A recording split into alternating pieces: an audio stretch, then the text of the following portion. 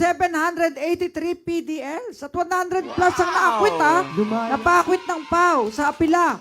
Lumayan itong buwan ng Marso at ito po'y matapos ang culminating activity. Okay? Panoorin po natin ito. Kung hindi tayo, sino pang nga bayang Pilipinas, pagkaganda, magmamahal at kakalinga, kailangan may mangunguna katulad mo, isang agilang lumilipad kahit na mag-isa. May malasakit sa tuwina, may tapang. Nasa 783 persons deprived of liberty o PDLs ang napalaya o nabiyayaan ng panibagong pag-asa para sa buwan ng Marso. Ito ay bunga ng sigasig at pagsisikap ng nagkakaisang mga ahensya ng pamahalaan sa ilalim ng administrasyon ni Pangulong Bongbong Marcos Jr. Sa pangunguna ng Department of Justice, katuwang ang Bucor, Board of Pardons and Parole at ang Public Attorney's Office na nagsisilbing mabisang kasangkapan upang maisakatuparan ang mabilis na proseso sa mga PDL na may karapatan ng makalaya.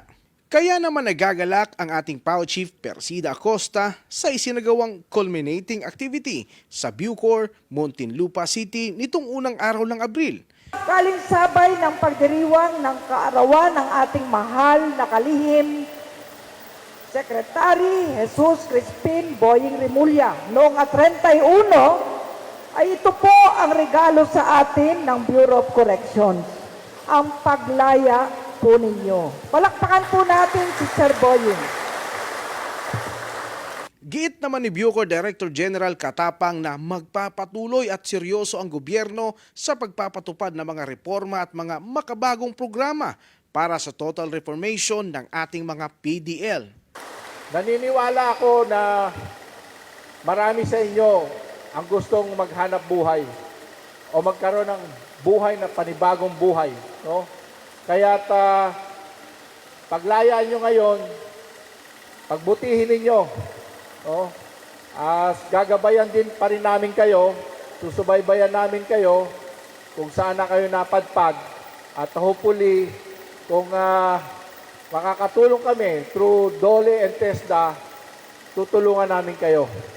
So para sa inyo, maraming salamat at nag-cooperate kayo habang nandito. Pagbalik ninyo sa mga mahal nyo sa buhay, pakisabi na lang na natutuwa kami, kasama nyo kami sa pagbabagong buhay ninyo. Mabuhay po kayo, mabuhay ang bagong Bucor sa bagong Pilipinas.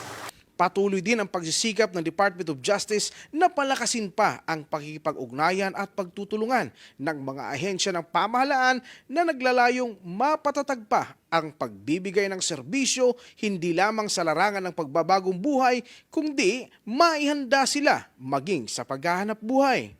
Ang gusto ko naman pong gawing focus ngayong taon ay ang reformation. So nabanggit po natin, ito po yung ating tema ngayon, tungo sa tagumpay at panibagong ambisyon, pampalakas sa programang reformasyon. So, kahit po mabilis yung labas, yung releases, ano po yung mangyayari kung after ng release, wala rin naman kayong trabaho, wala kayong pupuntahan. So, ang gusto ko po mangyari ngayon habang nasa loob pa lang ang mga PDL, natututo na ng mga iba't ibang skills. Ginagawa na po ngayon yan. Meron na po tayo effective ang reformation program natin. Kaya naman ganito na lamang ang pagsisikap ng ating hepe upang magampanan ang tungkulin at mandato sa sambayanang Pilipino. Alam niyo ba na bakit nagaganap ang buwan-buwan na culminating at pagre-release? Yan po ay sa bisa ng kautusan ng ating mahal na Pangulo, Bongbong Marcos.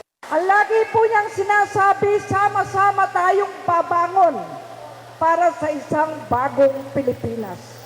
Ito po ang isa sa pagbabago. Ang dapat ng lumaya ay dapat palayain na. Hindi po tumitigil ang Bureau of Corrections, ang Board of Pardons, ang Parole and Probation, ang Department of Justice at ang Public Attorney's Office upang alamin kung sino na ang dapat palayain. Ang hiling lamang namin sa inyo ay sa inyong pag-uwi, sa inyong pamilya. Sana po tuloy-tuloy ang pagbabago at hindi na namin kayo muling makikita dito. Salamat po sa inyo. Lagi po nating ipanalangin sa Ama sa Langit, kayo ay gabayan hanggang sa kayo po ay tuloy-tuloy na magbagong buhay. Makasalanan man tayo, may pagpapatawad po ang Ama na nakalaan sa ating lahat. Mabuhay po kayo, mabuhay ang sambayanang Pilipinas. Hanggang wakas ay sama-sama. Pilipinas, Pilipinas, isulong magandang bukas. Kahirapan ay magwawakas upang kaunlaray malasang Pilipinas. Isulong ang magandang bukas. Magandang bukas. Para sa #Pala News, ako si Gerald Ranyes, kaisa ni Pauchi Persida Acosta, katarungan laban sa kahirapan.